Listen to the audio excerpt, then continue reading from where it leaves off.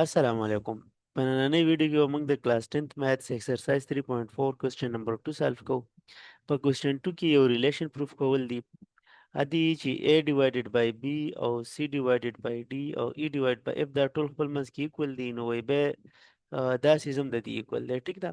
نو سولوشن سٹارټ کې کې میتھډ به یوز کوو. ګوره موږ به وایو چې لیټ the a divided by b is equal to c divided by d is equal to e divided by f. دا ټول د k برابر دي. ټیک ده جی.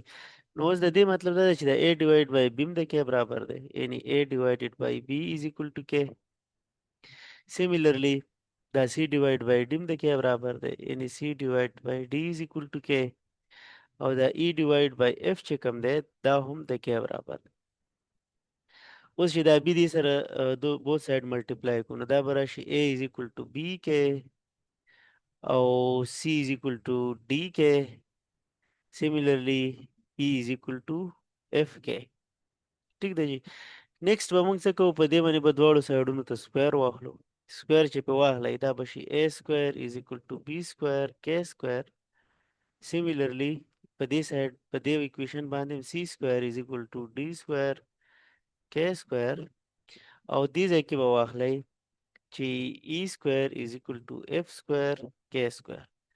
اوس ګوره دې ځای کې f او p او q دي، نو دا p او q په دې کې موږ انټروډیوس کول غواړو. نو څه به کوو، ګوره یو p q او دا e او f چې کوم دي دا ځان لدي، نو زه به څه وکړم، دې سره به p دواړو سایډونو ته ملټیپلای کړم، نو دا به راشي p a square او دلته کې به is equal to p b square k square. Similarly دلته به q ملټیپلای کوم، نو q c square is equal to q d square k square. او دې سایډ ته به یو شي زم نه ملټیپلای کوم، e square is equal to f square k square. ټیک دی.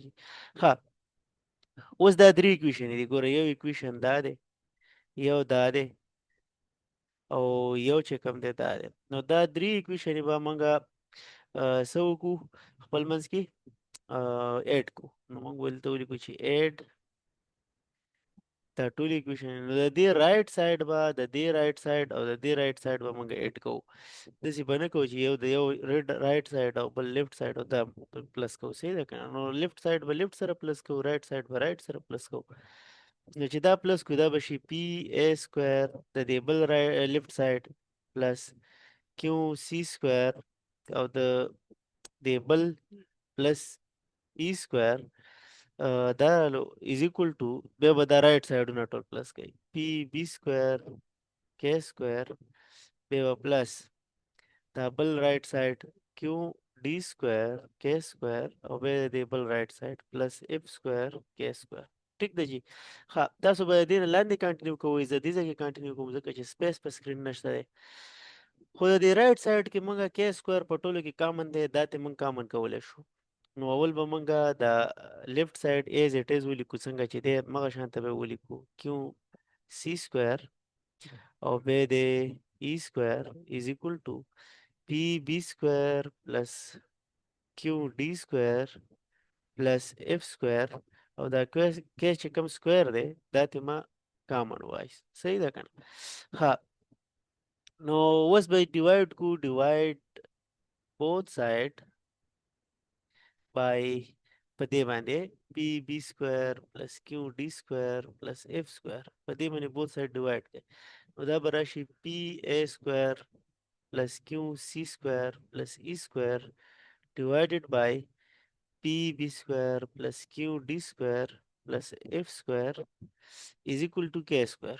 خو اوس د دې کې نه دا سکویر ختمولو لپاره به روټ واخلو، یعنی سکویر روټ دې ځای کې به ولیکم سکویر روټ، او زه به دلته هم سکویر روټ واخلم او دلته کې به هم سکویر روټ واخلم. نو دا به دلته ختم شي او دا به موږ سره راشي چې پی ا سکویر پلس کیو سی سکویر پلس ای سکویر divided by p b square plus q d square plus f square under the root is equal to k square.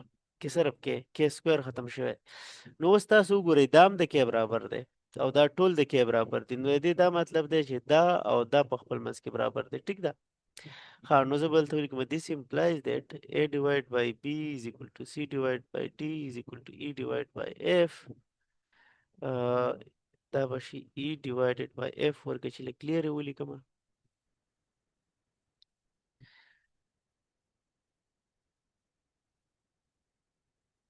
e divided by f is equal to او دا چې کوم موږ سره دا د کې برابر دی یعنی پی a square plus q c square plus e square divided by پی b square plus q d square plus f square نو دا موږ پروف کړه hence proved به تاسو ولیکئ ټیک دی جی